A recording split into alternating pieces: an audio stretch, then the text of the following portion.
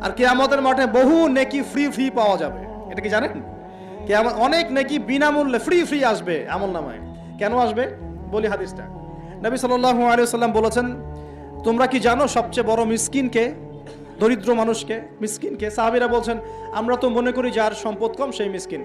নবীজি বলছেন, না, প্রকৃত মিসকিন সে ব্যক্তি নয়।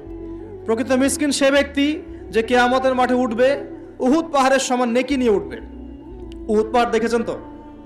বিশাল পাহাড়। উহুদ পাহাড়ের সমান নেকি নিয়ে উঠবে।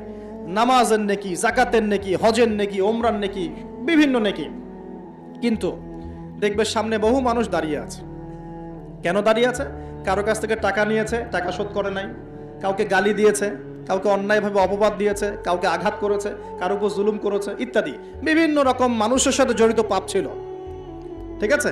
কারো গীবত করেছে, কাউকে তহমত দিয়েছে ইত্যাদি। এখন আল্লাহ পাক বলবেন,